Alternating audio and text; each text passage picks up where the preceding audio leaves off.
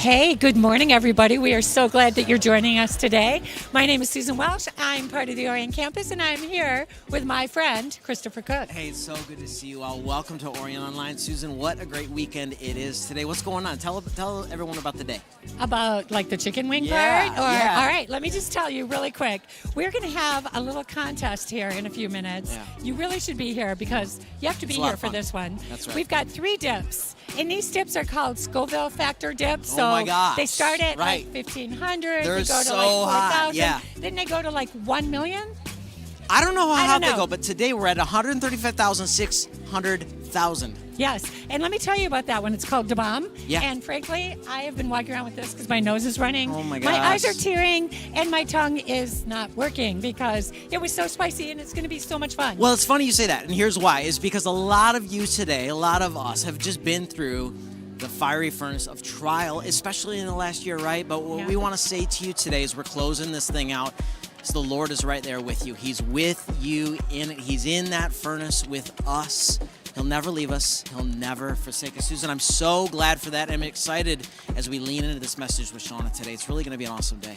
So think about the VeggieTales message, Shadrach, Meshach, and Abednego. You're going to hear all Yeah. about that. And man, you are so right. It has been a fiery furnace for the last few years, but I do feel like we're coming out of it. Hey, I want to say this as we close. Listen, Psalm 16:8 says, I have set the Lord continually before me. Because he's at my right hand, I will not be moved. Susan, we're not going to be moved. moving. Yeah, that's right. So, Thank you, Christopher. hey, listen, from our team to your house, we're so glad you've tuned in. If there's anything we can do, don't hesitate to reach out. But we love you guys. Enjoy the service. See ya.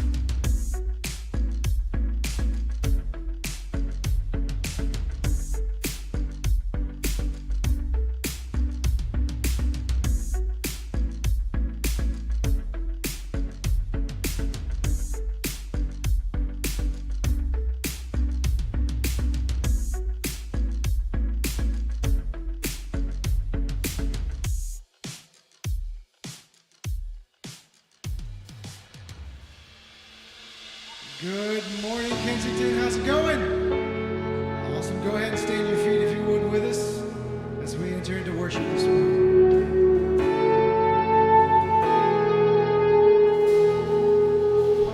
The reign of darkness now is ended in the kingdom of light, in the kingdom of light. Forever under your dominion, you're the king of my life, you're the king of my life. You reign above it all, you reign above it all. Over the universe and over every heart, there is no higher name. Jesus, you reign above it all. On the cross, the work was finished. God, you poured out your life just to give us new life. Now from the lips of the forgiven, hear an anthem arise, 'cause Jesus, you're alive. Oh,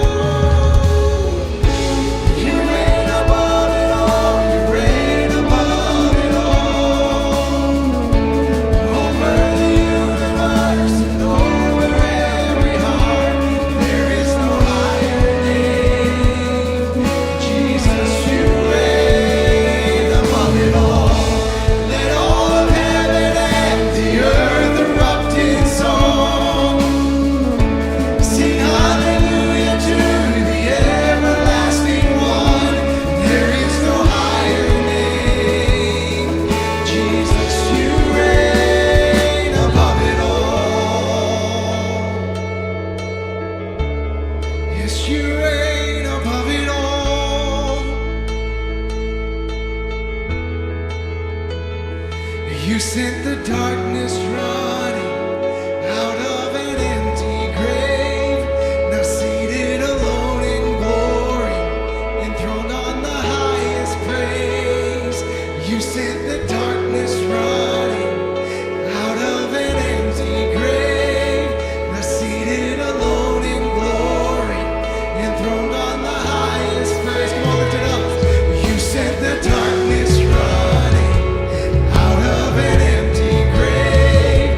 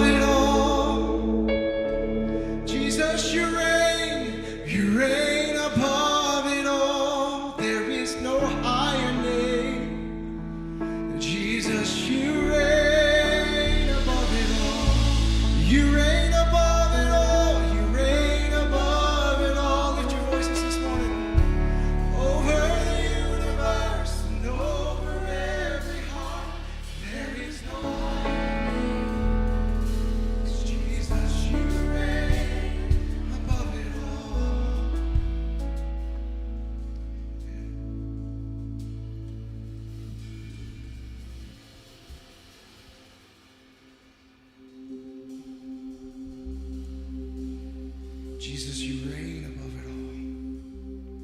And this morning we give you glory and honor. You are worthy of it all. So we lift our voices, we lift our attention, we lift our focus towards you, King of Kings, Lord of Lords.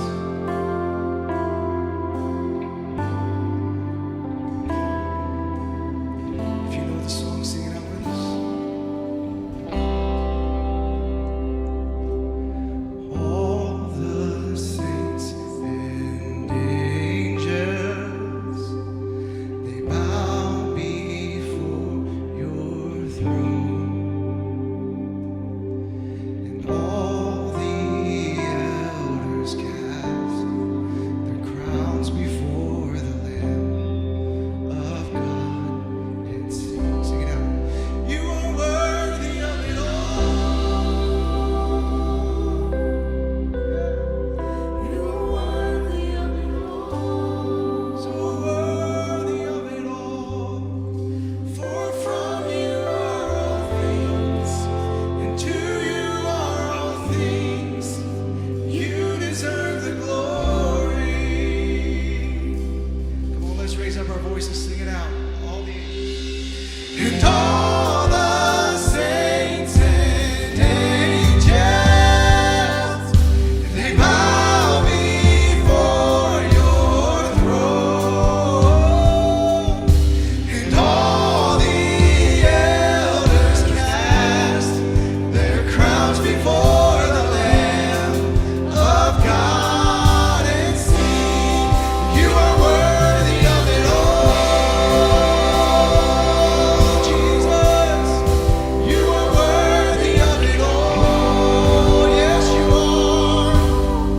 Oh, for from you are all things, and to you are all things. You deserve the glory. You are worthy of it all. Yes, you are. You are worthy of it all. For from you are all things, and to you are all things. You deserve the glory.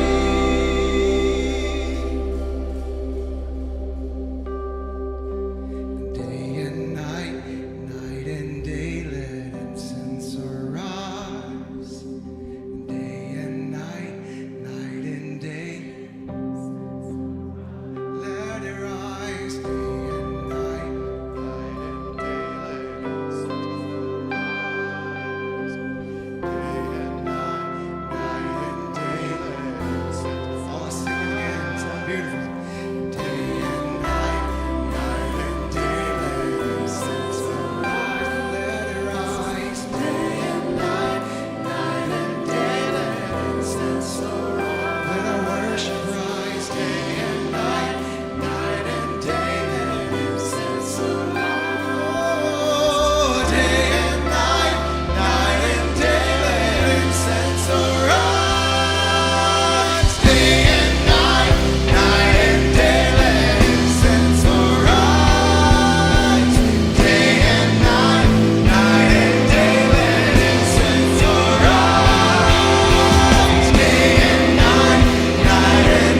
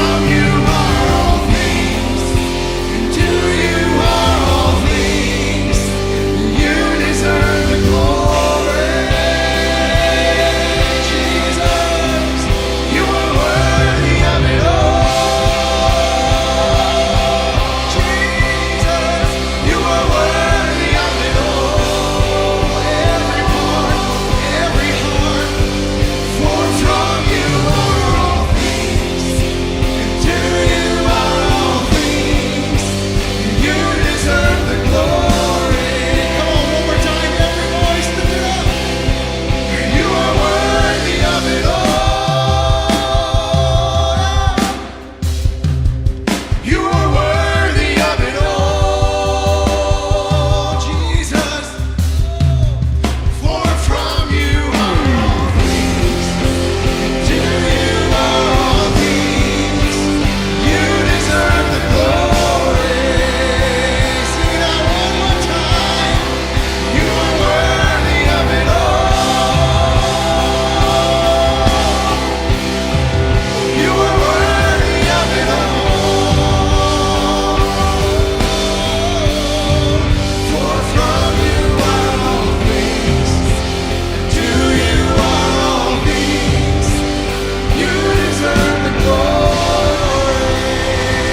Come on, let's lift him up this morning.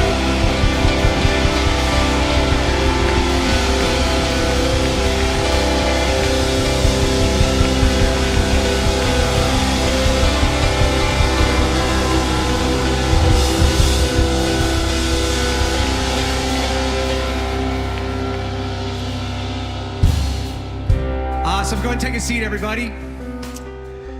Well, good morning. We're so glad you're here.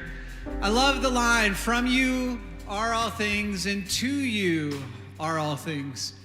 And I'm going through a really reflective season in my life as my oldest son just graduated high school, and we're staring college in the face 7 hours north to Marquette, Michigan, at Northern Michigan University. There you go. Go Wildcats.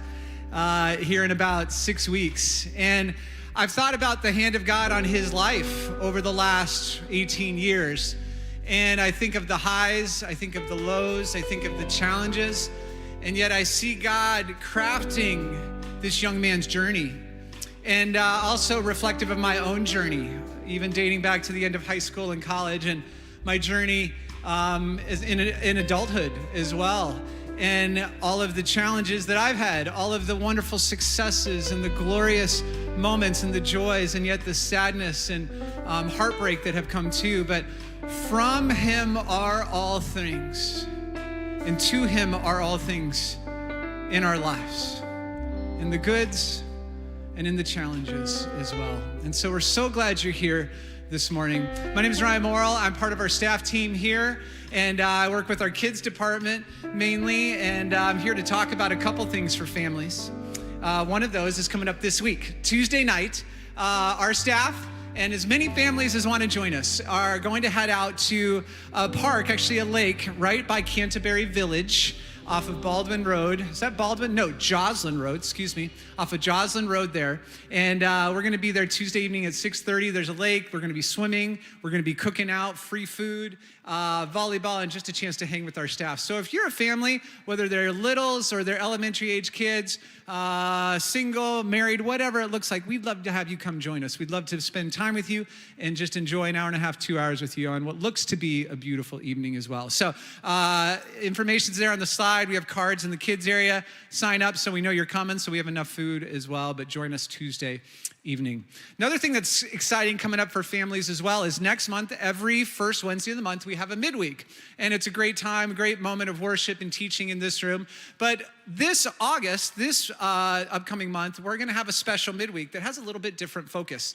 We do these events called Rock Your Family. They're sometimes camps far away at Spring Hill Camp, but we're gonna bring camp literally to this building, actually that whole week, because Spring Hill Day Camp is here for elementary age kids all week, and they're gonna have a blast.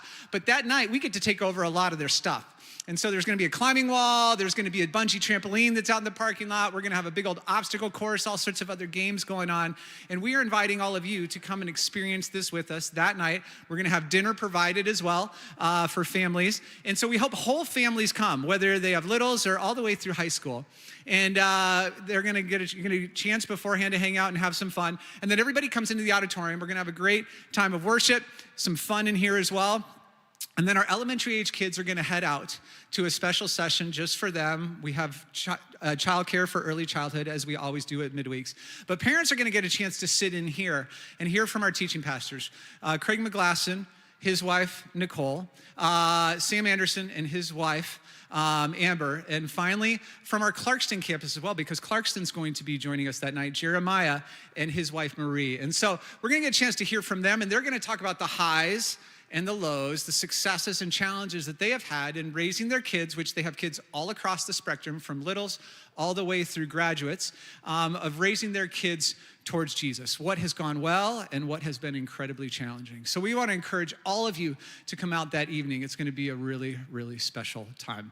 Final thing we want you to know about is Sunday, August 21st. We're not going to be here. We're not going to be in this building that day. We're still going to have church, though, and we're going to be at Wildwood Amphitheater Park, which is located here in Lake Orion. It's an outdoor place, an outdoor service that we're going to have that morning. I believe it's at 11 a.m. We're going to have a lot of fun, lots of games. We're going to provide lunch as well, and a chance just to engage as an entire family, an entire church in one service together that morning. So we want to encourage you to make sure you put that on the calendar that day. It's also our baptism service, right? And can they sign up for baptisms right now if they want to get baptized? Is it possible? To get baptized? Is there still, can they sign up yet? Of course they can. There's a registration on the website for sure. Awesome. Or we could tell them no. Yeah. No, the answer is yes, 100% yes. We can also do walk-ups. We are partnering with Lake Point out of Oxford for this event as well. So I'm really excited about that, just creating partnerships within churches in this community. So definitely put that on your calendar and invite your neighbors. It's going to be a lot of fun. Easy to, so just remember, August 21st, third Sunday of August, we're going to be at a different place. We hope you join us. By the way, this is Susan Welsh, campus director, good my morning, boss, everybody. by the way, as well. Good and morning. so we're so glad that you're here. You've got some exciting news for us, too. I do. I'm very excited about this. So do you remember a while ago, a few months back, we talked about a space that we were going to create out in the lobby, as well as a space we wanted to create out in the north lot. Do you guys remember that conversation? I know it's been a little bit. COVID has definitely put us back a few times, but we are beginning to make some serious progress. Within the next week or so, you're going to see some construction beginning in the building right outside of room 1302 for a play space for all of our Orions. We're calling it an Orion family space. For all of our families, in addition to our families, we really want to open this up to our entire community. So we're going to have people available in the building hosts, so that moms and dads with littles can come have community with one another and let their kids go play in a safe space. So we're very excited about that. Also excited about the Green Space Project, which we're going to be beginning possibly next week, maybe the week after. You'll see us start to tear up that concrete. We're going to get some green out there. We're going to get some trees. We're going to have some services outside, some worship nights outside. We're going to let the kids, all the kids' teams go and play outside. So it's a very exciting time for us, and there's still plenty of opportunity for you to all to be a part of that. So we will keep you posted. This is kind of, just a little insider information, but stay tuned, because it's going to be a lot of fun to see that all happen. Yeah, it's going to be great to have a place where we can congregate and hang out outside. It's going to be wonderful. And I think you said it, but it's 7 days a week. This isn't just something for Sunday mornings as well. So great news, and glad that you can partner with us in that as well. So you ready to have some fun? I am so ready. All right, Let's so go. this is what we're going to do. We're going to transition to a little bit of a challenge, a competition here. I love games. I love competing. It's just kind of who I am. And so today's message, where we're going, we are doing Shauna, what's it again? Four epic tales is what we're talking about. And so this week, the epic tale involves 3 young men from the Old Testament named Shadrach, Meshach, and Abednego. All right? Now, those of you that know the story, you know that those 2 did a crazy thing. Those of you that don't, a little bit of a spoiler alert, they had to survive a fiery furnace, okay? So we thought we'd have some fun and play with fire just a little bit today. Let's do it. But the fire department will not let us do pyrotechnics on stage. So what we decided to do was to get out some fiery hot sauce, all right? So 2 of you, brave souls in this room, are gonna get a chance to volunteer. And come on up here, and we've got some wonderful chicken wings. In fact, we can show them the chicken wings. These are well cooked. Actually, I ate these without the sauce last service. They're fantastic. Nothing doctored in these things. We won't talk about the sauce yet, though, and what we've done to those. But what we want to do is introduce you to our sauces. They have lovely personalities. The first one is how do you say it, sriracha? Sriracha. Sriracha hot sauce, okay? Some of you, I think I've seen this on a grocery store shelf. So it's a Scoville level of 1,500. I don't know what that means, but I guess it's kind of hot, right? It's kind of hot. In fact, I wouldn't even touch that. That's me personally. But then we're going to graduate up to the next level of hotness, okay? Can I say that on stage? Sure. Yes. Next level of hotness is the secret aardvark Scoville level of 5,000 habanero hot sauce, okay? So this is a little bit hotter, all right? So we're gonna get a chance, somebody's gonna get the chance to try that. And finally then, for those brave, daring souls, we've got the next and final level. This is like the insane professional level. It's called Da Bomb Beyond Insanity, and yes, it is beyond insanity. And I can't even see the blood. Notice the numbers. It appears like blood red to me. Scoville level, 135,600. I don't know how you get to 600. Yeah, well, wait, let me tell you, about 3 hours ago, I was trying to figure out how long ago it was that I tried it. I tried it around 8:30.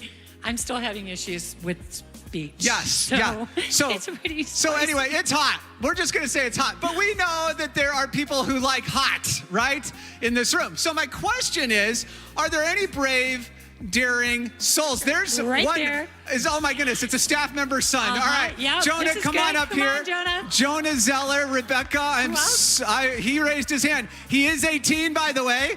He's a consenting adult. So come on up, Jonah. We're glad you're here. All right. Are there any women out I there? see some other hands here. I see some other hands. You know what? We're going to do the battles. I'm going to go with the guy in the beard back here. Yeah, come on up. Yep. There we go. This guy right here. We're going to do clean shaven versus not clean shaven. All right? That's how this is going to go. Come on up. And Jonah, I'm really impressed. I did not see this coming, so I'm so glad. I've known Jonah since he was a young guy. And this gentleman, your name is? Zach. Zach is his name. All right, Zach, here's what we got question. going on. Are they like exceedingly tall, or am I shrinking? Like, this guy is tall. Okay. Yeah, gosh, he's tall. Let's go. It's amazing. All right, so Zach and Jonah, here's what we're gonna do. Each of you is going to get a chance to grab Jonah. Your pile will be on this side. Zach, yours on this side. You can use the tongs to get what you want. Here's your plate too. Go ahead and grab your plates so you can use your own plate. So go ahead and grab your first wing, each of you, and then we're gonna go ahead and start with, I gotta just always look at it, the sriracha hot sauce is going to be our first one. Again, Scoville level of 1,500, all right? So go ahead and dip it in there. You can dip it in. You can use your hands if you want to. He used a lot. I saw that. Just, wow, Jonah, just being ready. All right, go ahead and try it. Go ahead and taste that out. Just, yep, whenever you guys are ready, go ahead and start. Yep, go ahead and eat it. Cheers. There you go. Eat it up. How's it tasting? No problems, Jonah? No, he's doing good? Finished his. He's down to the bones. All right, Zach says that it's pretty good. All right, well, that's probably pretty tolerable. Was it hot at all? Little bit? Not too bad. Okay, all right, good. All right, well, you made it through phase one. Well, welcome, good job. That's awesome. All right, next one, we're gonna do the secret aardvark. I don't know where they got the name Secret Aardvark from. Good name. Does anybody have Secret Aardvark hot sauce in your house? No, you don't. You have to go to a far state to get it. Okay, all right, so we'll do the Secret Aardvark sauce next. So go ahead and grab another wing, and you guys can go ahead and dip that in there. Don't touch the sauce with your hands. Yep, there you go. Okay, good. Get a good deal on there. Come on, man up. There you go. Okay. All right, good job. All right, okay, next one. Ready, set, enjoy. All right, here we go. Level 2. Oh, Zach, for a little bit of muscle flinch. Oh no, that one's hot? That one's a little hotter. Jonah, how's it going for you? Not too bad, all right? Are the eyes watering at all? No, not at all. Zach's feeling it a little bit more. Just a little bit, Zach. Okay. All right. You are welcome to stop at any moment in time. Yeah. Okay? There is some bead No coercion going on here. We are not forcing this down your throat. Okay. All right. So you did it. Good job. Congratulations. Give it up for them so far. This is wonderful. Way to go, guys. All right.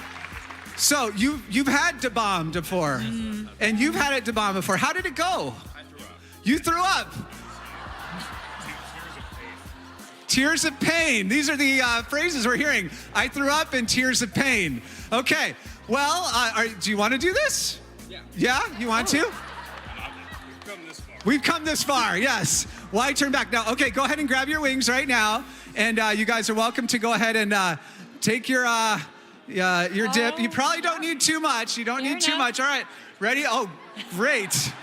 Whole new level of comfort here. All right, is this comfort food? This is uncomfortable food right now. All right, on your marks, get set, eat. Let's see how this goes.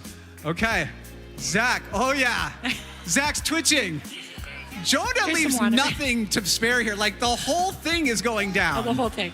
All right, almost done? You're shaking. You're shaking. Are you okay? Okay, good. You good? Okay. Way to No go. tears. Way to Let's go, give it up you for these guys right Yeah. now. Way to go. Oh, I am so impressed. Awesome. Hey, can they grab these waters too? yes, the waters are Grab for a you. water. And Jonah, this just is for you. A note to the wise, enjoy. don't rub your eyes.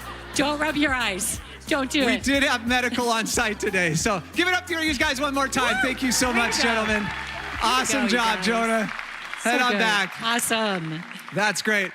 Jonah's wife works with me, so maybe I'll hear about that later. So anyway, well, as we said, we're talking today about some guys who went through some fire. And you're about to hear a song. Actually, I heard a gentleman came up and shared with me afterwards.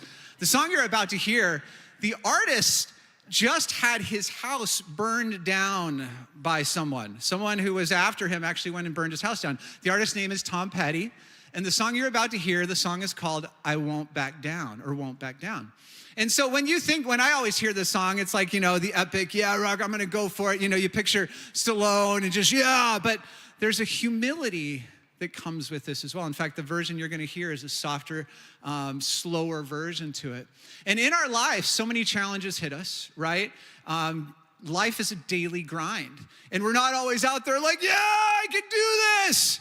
No, but life and the challenges that happen to us, and sometimes the heartbreak and the tragedy that sometimes become real in our lives, we have to face into that. And the story we're going to hear today are guys who continued to move ahead with God faithfully, even though every part of their faith was called into question. It wasn't a huge stand on a pedestal moment and say, yes, I'm going to do this. It was a quiet, faithful decision that they had made long before, that they were going to continue to walk faithfully with God. So listen to these words, and then Shauna Swaninger is going to be up to share the message today. Thank you so much for being here. You're in for a great treat as you get to hear the wisdom from Shauna today. It's an incredible message. So go and listen to these words and enjoy the rest of the service.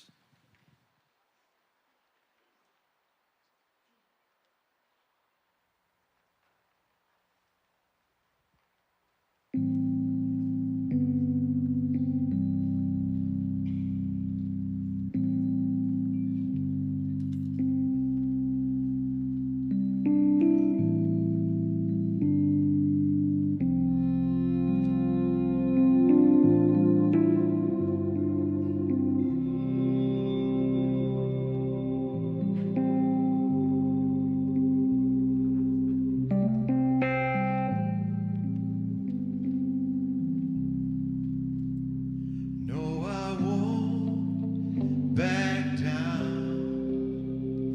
No, I won't back down. You can stand me up at the gates of hell, but I won't back down. No, I'll stand my ground. Won't be turned around, and I'll keep this world from dragging me down. Gonna stand my ground, and I won't back down. Hey,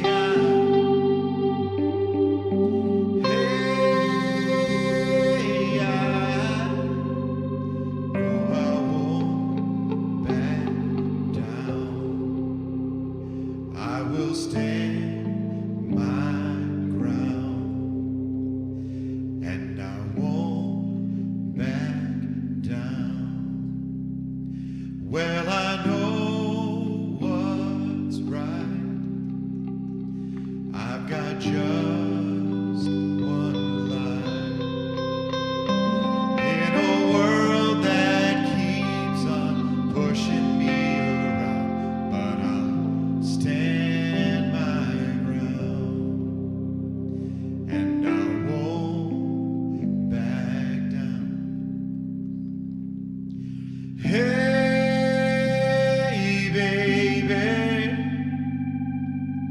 there ain't no easy way out. Hey, I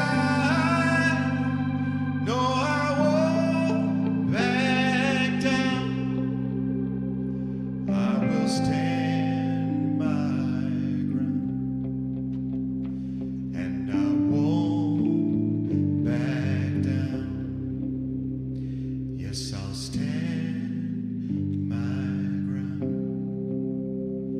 and I won't back down.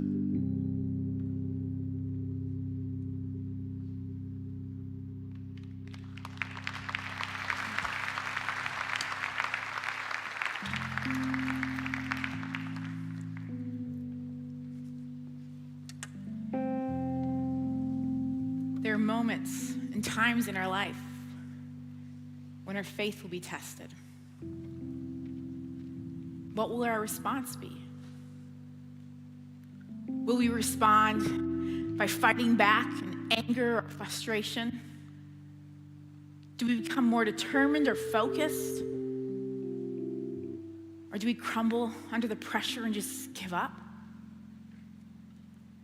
Or do we respond with grace and humility, but saying, I won't back down? Do we respond in love? Do we respond by putting our faith and our trust in God? Because like so much of life, we have a choice. We have a choice whether we are going to choose to trust God. And if we do choose to trust him, is it conditional? Is it based on what we hope we get out of it, or do we trust him no matter what? Today we're going to navigate some of those challenges of trusting God, especially in the moments of life that are hard, that are difficult, that there's pain. And also the importance of our response. And we're going to do that by looking at this incredible story of these three guys. These three guys who had to decide whether or not they were going to trust God. And we're going to look at their experience and what it can teach us today. And so as we continue on, I just want to take a moment to pray. Will you join me? God, we just come to you this morning and we just ask that for each one of us, wherever we're at in our lives, whether things are going well or we feel like we are in a season that is hard and difficult, that we would hear your voice today, that we would be drawn closer to who you are, and that we'd have a greater understanding of your faithfulness, and that you are a God who is with us, a God that we can trust. In your name, amen. Well, good morning, everyone. Like Ryan said, my name is Shauna, and I am part of our team here at Kensington, and I'm just so glad to be here with you today at the Orion campus, and thank you for everyone who is also watching online today. We are so glad that you are here for week 2 of our series for Epic Tales. Now, at this time in the service, I do want to take a moment to receive our offering, and our offering really is this opportunity for us to trust. So we're talking about trust today, and this is one of those ways that we can trust God, to trust God with our finances, with our resources, and to be a part of something that is bigger than ourselves, to be a part of his kingdom. Now here at Kensington, our mission is to see everyone transformed and mobilized by Jesus. And that happens through our giving, and that happens in so many different ways. It happens here at our campuses, through our Move Out Network, through church planning, our global partners. We even here just a week ago had a group of 33 people from our student high school ministry and some of the leaders come back from a trip in the Dominican Republic. They were working alongside one of our global partners, and they were just getting to be the hands and feet of Jesus, sharing the love and hope of who he is with our global partner in the community they were working in. They did some painting, they did some concrete work, some VBS, and had an incredible time. So if you have a chance, stop by and find out the people that were on that trip, because I know there was a bunch that came from this campus. But that's just one of the ways. So on the screen there, you can see the different ways that you can give, and that's opportunities for us to be a part of what God is doing and to share his love. And so we invite you to join us on that if you are not already, to jump in. And for those of that you are, thank you so much. Thank you for being on mission with us and for your faithful giving. So like I said, today we are talking about trust. Now, certain things in life, it's really easy to trust. You don't even put much thought into it. Other times, you might have to be convinced, like if you're, at an amusement park and someone's like, hey, do you want to go on the wooden roller coaster that's 1,000 years old? You're like, maybe. And then there's other times, it's hard. Like it's really, really hard to trust. Now, there are certain things that we probably don't even think about. Like most of us will wake up in the morning and we are not going to question whether or not the sun will rise. We just trust that the sun is there every morning. Now, whether or not it's a beautiful day in Michigan, that's a whole different thing. But we trust that. Or you go out to eat and you order a cheeseburger. You're trusting that it's made of real meat. You do not want the secret ingredient. We trust that it's real. Or, other times it's a little harder. So we have to be convinced. We have to be convinced that it's okay and that it's safe. Sometimes we need to be kind of worked up and someone has to tell us, like, it's okay, you can trust us. Kind of like this guy in this video I want to show you. And we're going to ask you to fall, and then they will catch you. So you have to trust us. So I'm going to count to 3. Just relax and fall, okay? 1, 2, 3. No, no! Look at their faces. That's so awesome. Oh my gosh. He went for it. He chose to trust in that moment, and you could see like his nerves, right? You could see his fingers, he's moving them. You can almost like, okay, I can do this. And then he went for it, and it turned out to be really painful for him. But that's kind of like life, because sometimes we trust and we get hurt. Sometimes it doesn't work out. Sometimes there might be some deception or some dishonesty, and it could be from someone important to us, or someone breaks their promise. Maybe it's a parent, it's a spouse, it's a friend. There's disappointment, there's rejection. There's these things that can break our trust in our relationships.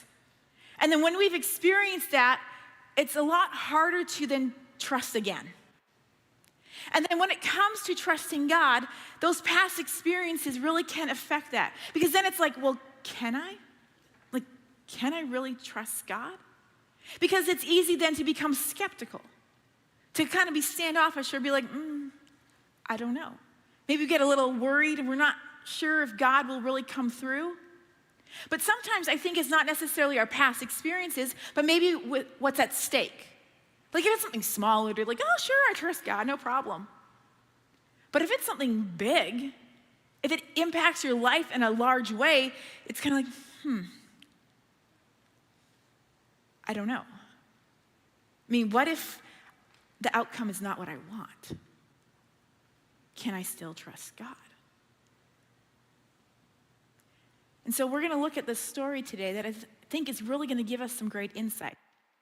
It's a story that's found in the Old Testament. It's found in the book of Daniel.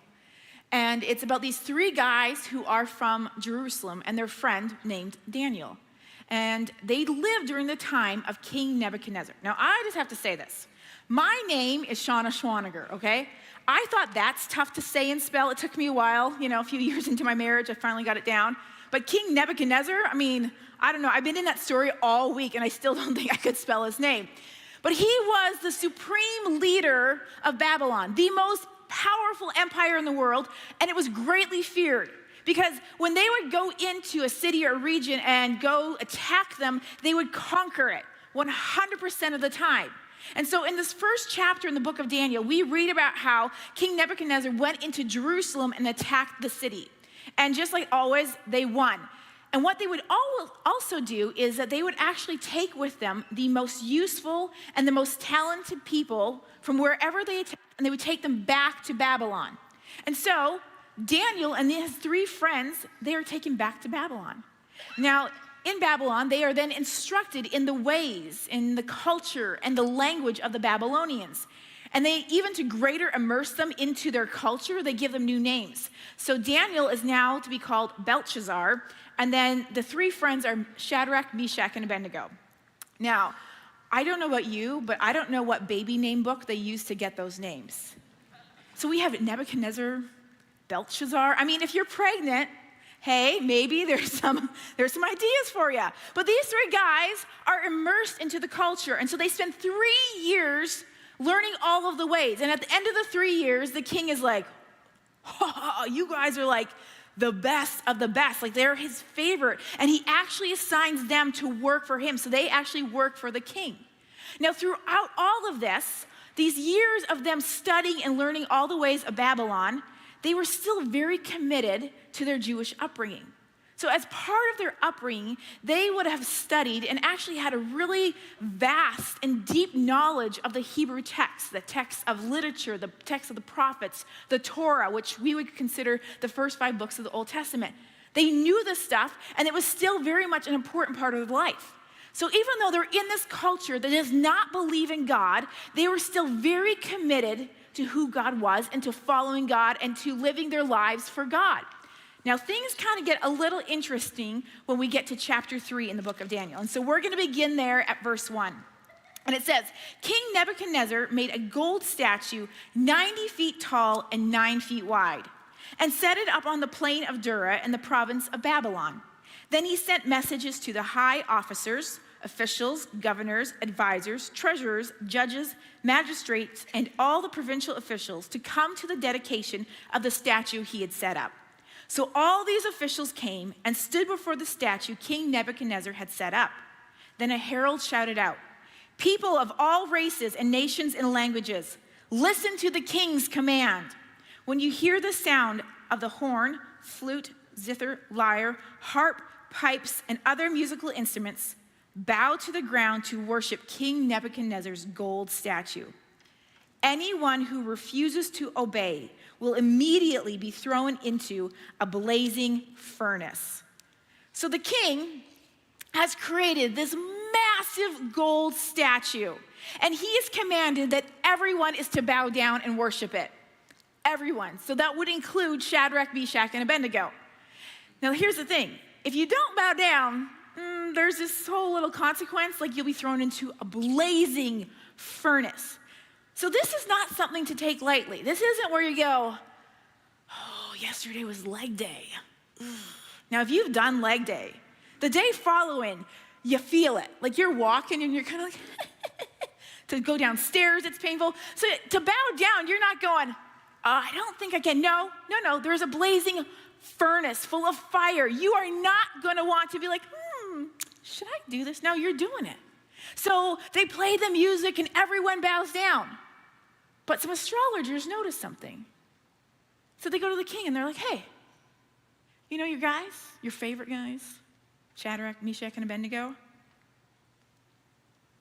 They didn't bow down. No. And it's true. Shadrach, Meshach, and Abednego do not bow down. They do not bow down. And by doing that, they are going, okay, we only worship God. But by also doing this, they risk being thrown into this blazing, fiery furnace. This choice to not bow is pretty bold for them. But it also shows that they're committed to following God and to trusting him. Now, when it comes to our lives, most of us, we're not going to be like confronted with some command for us to bow down and worship some idol or statue. It's probably not going to happen. But for those of us who are Christ followers, there are going to be moments in our lives where we're going to be confronted with the choice whether or not we are going to follow God. There's going to be moments that are also difficult and hard where we have to go, am I going to choose to trust God in this? Can I trust him? And it'll look different for all of us. For some of us, maybe that's a health diagnosis. And the outcome doesn't look good. Or maybe it's something in a relationship. Maybe someone was unfaithful. and now the relationship is just in shambles.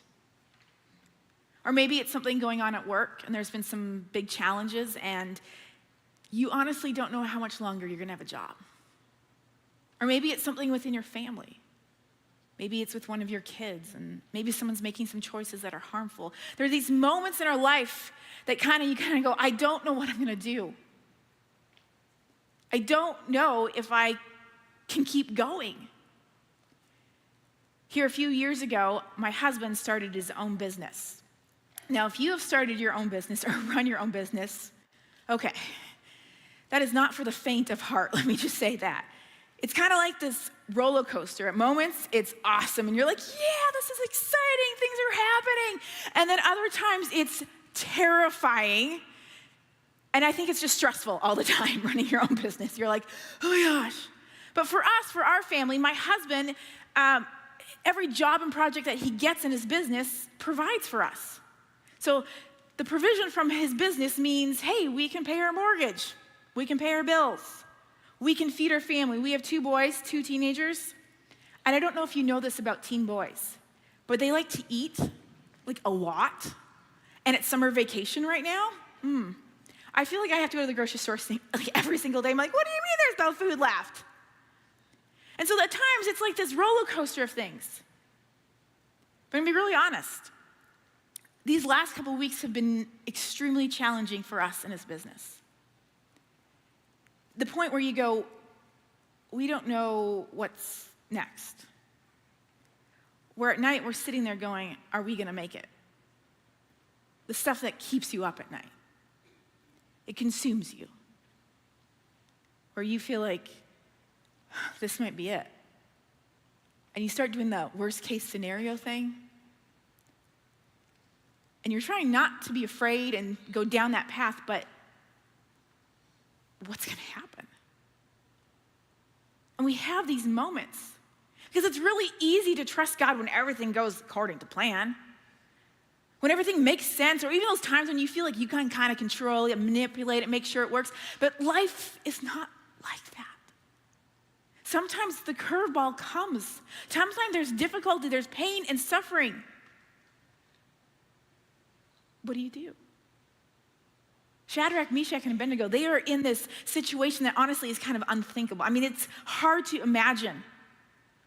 And they're going, okay, God, we're staying committed to you. We're trusting you. Now the king, though, he's not real happy about this.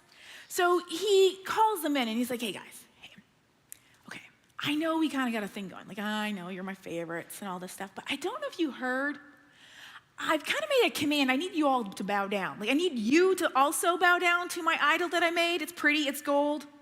Can you do that? Because if you don't, I'm gonna have to throw you in the fire. And I'm gonna have to do it immediately. And so this is the response when we continue reading. It says, Shadrach, Meshach, and Abednego replied, O Nebuchadnezzar, we do not need to defend ourselves before you. If we are thrown into the blazing furnace, the God whom we serve is able to save us. He will rescue us from your power, your majesty. But even if he doesn't, we want to make it clear to you, your majesty, that we will never serve your gods or worship the gold statue you have set up. So these guys respond by saying, our God, he's bigger. And he's bigger than you, and he's bigger than any idol or statue or God that you could create. Now, I think it's really important to hear the response here, almost to hear their heart and their demeanor, because this wasn't an attitude of like, stick it to the man. They weren't like, yeah, or as a little kid, be like, yeah. They stood there with humility and in faith, because they're going, my God's bigger. And they go, even if he doesn't, we're still going to trust in our God. Well, the king, he's furious now. Like, he's like, Forget this. So he commands that they heat up the furnace 7 times hotter. And he immediately has the guys tied up and they are thrown into the blazing furnace. It is so hot that the guards who throw them into it are like consumed by the flames immediately. And then this is what happens. But suddenly, Nebuchadnezzar jumped up in amazement and exclaimed to his advisors, "Didn't we tie up 3 men and throw them into the furnace?" "Yes, Your Majesty, we certainly did," they replied. "Look," Nebuchadnezzar shouted, "I see 4 men, unbound, walking around in the fire unharmed. And the 4th looks like a god." I mean, he is shocked, as I think any of us would be. I mean, they had 3 guys. They tied them up and they throw them into this blazing, fiery furnace. And now they are unharmed. They are not tied up anymore. They're just like, whoop, whoop, whoop, whoop, whoop. And there's a 4th dude in there. He's like, what the heck is going on? Now, for those that were there, they're like, okay, that 4th guy, I mean, that's supernatural. Now, when we read it, we're like, oh, okay, cool, but who was it? Now, here's the thing. We can't be for certain, but many theologians believe that either it was an angel or is a pre-incarnate appearance of Christ. Either way, God sent them a visitor to be with them in the greatest trial of their life. And so the king is like, oh my gosh, oh my gosh. So he calls them out of the fire. They come out completely unharmed. And he's like, you serve the Most High God. And he actually goes on to make a decree that no one is to speak against the God of Shadrach, Meshach, and Abednego. It's an amazing story. But I think what stands out to me the most is the response of Shadrach, Meshach, and Abednego. See, they didn't hold on to their position. They weren't like, hey, we work for the king, or we're his favorites, to be like, oh, I guess we don't have to bow now. No. They didn't use anything to defend themselves. Even the fact that like the king has made this demand and there's this life-threatening like result, they remained calm. They remained confident and peaceful when they stood. Their demeanor actually reminds me of a similar response that we read in the New Testament, a response from Jesus. See, after Jesus is arrested in the garden, he's put on trial before the Sanhedrin, before Pilate and Herod. And his response to each false accusation against him is peaceful. It's one of humility, and at times he doesn't even say anything. I mean, but when he's before Herod, we read this in Luke 23, it says, he plied him with many questions. That's Herod. He's just asking him these questions.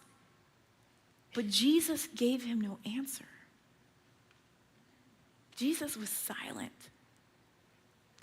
He didn't defend himself. He didn't fight back. He remained peaceful and calm. And I mean, he could have started a retaliation or rebellion. I mean, he is, after all, the creator, almighty, all-powerful God. He could have, but instead he chose to respond in humility and peace. And here we see Shadrach, Meshach, and Abednego stand there peacefully instead of bowing down. And I think they could because I don't think their response was based on themselves. Their response was not based on their circumstance, and it wasn't based on the future or even the fear of the future, what could happen. Their response was based on the promises of God. These guys have remained committed to following God. That is what shaped their response. They were able to be peaceful and be calm in this moment because God has been a part of their life. They've had a foundation that wasn't just something that was in their past when they lived in Jerusalem, but they have continued to follow God, and that is what shaped their response. And what is so astonishing is that they were able to continue to focus on him, so much so that in verse 18 it says, but even if he doesn't. So even if God does not come through, even if they were to die in that furnace, they are committed to following God and to trusting him. They believed in the promises of God. And I think sometimes for those of us that follow Jesus, sometimes we have this idea that we're just gonna have this sweet, cushy, safe, problem-free life following him. But that's not a promise. That's not a promise of God. He does not promise that we won't go through hardships or trial or that we won't experience pain. He promises us that he will be with us. That even in the hardships, even in the moments that don't make sense, even in the moments where you feel like you're drowning, he says, I will be with you. Matthew 28:20 says, and surely I am with you to the very end of the age. That he is always with us, he says. I am always with us. He is always with us. But the thing is, it's a choice that we have to make. A choice of whether or not we will trust in his promises and trust him. And sometimes that's really hard because we're afraid. It's trusting him when it doesn't make sense and we feel anxious and we're scared. Because I have to imagine that those guys, they're standing there. Like, maybe they're kind of like that guy in the video where he was like, whoo, you could see it in his hands. You know, they're squeezing their fists, almost talking to themselves. We follow God, we follow God. I trust you, God, I trust you. They had to be scared. This is a fiery furnace. But it's learning to trust God when we don't always feel it. It's learning to trust God when it doesn't make sense. It's learning to trust God even if we don't get the outcome that we want. Because the reality is sometimes we don't. Sometimes pain continues. Sometimes hardships keep going. Sometimes the trials feel like they are never ending. And it's saying, okay, God, can I continue to trust you? Someone that I've come to really respect is a lady named Catherine Wolfe. She's an author, she's a communicator and an advocate. And at 26 years old, she suffered a catastrophic stroke. Miraculously, she survived, but has forever altered her life. And now, along with her husband and her 2 boys, they really are journeying in a life where the suffering doesn't end. And how do you continue to find God and trust him in that? And she says this, I had to learn how to find God in the midst of it. I learned that God's goodness was not attached to my earthly circumstances. And God being good was not based on anything going on in the physical world. The cross put everything in perspective. She had to find God in the midst of it and make a choice to trust God in the midst. Because at one point or another, we're all going to face circumstances that are beyond our control, that are hard, that are painful. And for some of us, that's where we're at right now.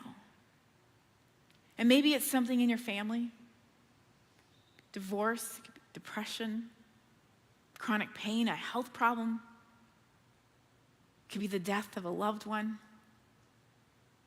financial struggles, addiction. I mean, the list can go on and on because we will all face circumstances that are going to push us beyond our limits, push us beyond what we think we can handle. The question is, what will our response be? How will we respond?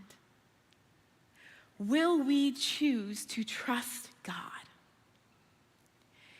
Even if we don't get the outcome we want, will we choose to trust him? For those of us who are Christ followers, is your faith based on the outcome of your situations, or is it based on the promises and the foundation of who God is? So how do we though? How do we trust God, especially in these moments that don't make sense, the moments where we feel like we're drowning, the moments that we feel like we cannot go on? As we close, I have 3 things I want to share with us that I think can help us. And the Shadrach, Meshach, and Abednego, I think they were able to trust God and that they were able to stand there, and even with the risk of being thrown into a fire, because they knew the promises of God. We need to learn the promises of God. We need to learn them. And on the screen here, we're just going to show you just some. And I would encourage you, take out your phone, take a picture of them. Because we need to learn them. We need to study them. We need to memorize them, write them out, pray them, say them to yourself over and over again. Because in the moments of life that we face the hardship, it's going to come, it's going to happen. If we don't know the promises, how can we turn to them? Over these last couple of weeks, with everything happening with my husband's business, I have to tell you, at moments I feel like I've been on the floor, on my face, reminding myself of the promises of God. Saying that I have a God who is a faithful God. I have a God who is faithful. I have a God who is provider. But we can't trust the promises if we don't know them. So get to know the promises of God. And that's just a snapshot. There's so many more. The second thing is be intentional and spend time with Jesus. See, Shadrach, Meshach, and Abednego, they had a solid foundation in God. Be intentional and build into your foundation with God. And the best way to do that is to spend time with Him. Spend time reading. Spend time reading this book, seeking truth in Scripture. Spend time talking to Him. We could call it prayer. Spend time telling Him what is going on in your life. Tell Him about the frustrations, the anger. Tell Him how painful it is that you're drowning and you can't see your way out. Tell Him about your disbelief. But then ask Him for wisdom, ask Him for strength, ask Him for discernment, ask Him to help you. Ask Him to help you so that you can respond saying, okay, I won't back down. I won't back down, to respond in that grace and the humility and the faith, and to respond in love. But we have to spend time with Him. We got to build into that foundation. So how might you be more intentional? Maybe that means you need to get up a little early every day so that you can have those conversations with Him. Maybe you need to do a devotional. The YouVersion Bible app has so many great ones, and the great thing is you can do that with friends. So you can actually have someone to actually help keep you accountable. But how can you be more intentional in your relationship with God? And the third thing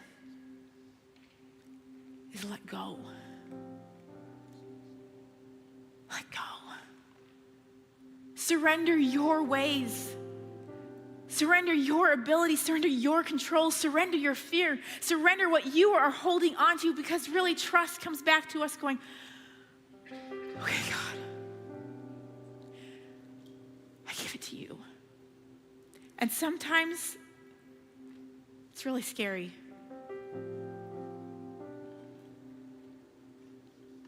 I'd be lying if I said I wasn't scared right now with my husband's business. It doesn't always make sense. But sometimes we got to take that leap off the cliff. And I think Shadrach and Meshach and Abednego, they didn't hold on to anything. They didn't hold on to their jobs. They didn't hold on to their positions. They didn't even hold on to their own lives.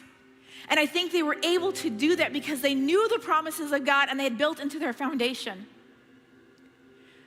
So what might you need to let go of? Maybe it's your worry. It's your fear, your control, unforgiveness. Learn the promises of God. Be intentional and spend time with Him. Build into your foundation. And then you got to take the leap and let go. And wherever you're at, whether you're just brand new, you're still kind of checking this whole God thing out, you're figuring it out, or you've been following Jesus for a really long time, know this, that we have a God who we can trust.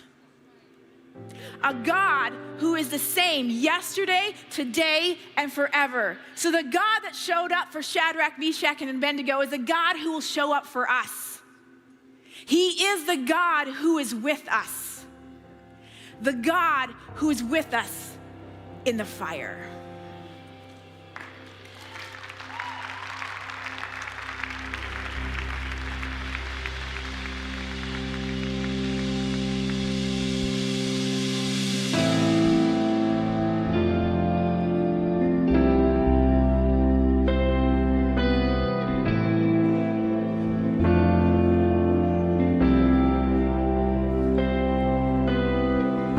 There's a grace when the heart is under fire. Another way when the walls are closing in. And when I look at the space between where I used to be and this reckoning, I know I will never be alone. There was another in the fire, standing next to me.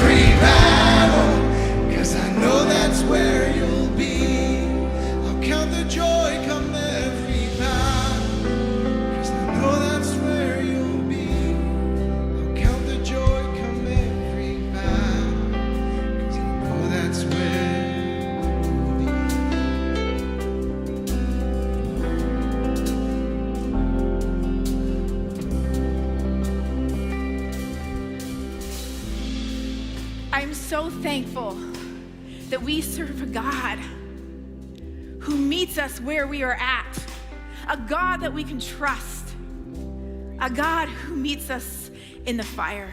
And my hope for each one of us, wherever you're at in life right now, is that you would lean into following him, lean into the promises of God, and to trust him. To maybe leap off that cliff and surrender to him. Now, for some of us, though, we're there. We feel like we're in the fire right now. And I wanted to let you know that we have our prayer team. They're going to be down front after service, and they would love to pray with you. Because sometimes we battle it out. We talk to God and we're on our knees, but sometimes we need someone to come alongside us, to come pray for us. So please know that they are here for you. And they would love to be able to just be able to be with you and walk with you. Now, we hope that you'll stick around a little bit after service today. We have what's called a party in the lobby. So there's gonna be some games, and it would be a great opportunity just to meet some people, connect with some friends here. I would love the opportunity to be able to meet you, so please stick around for a few minutes. It's gonna be a great time. Also let you know, we'd love to see you on Tuesday night at our family beach night. It's gonna be a great time, so please come out for that. Otherwise, we hope to see you here back next Sunday for week 3 of 4 Epic Tales. Have a great day.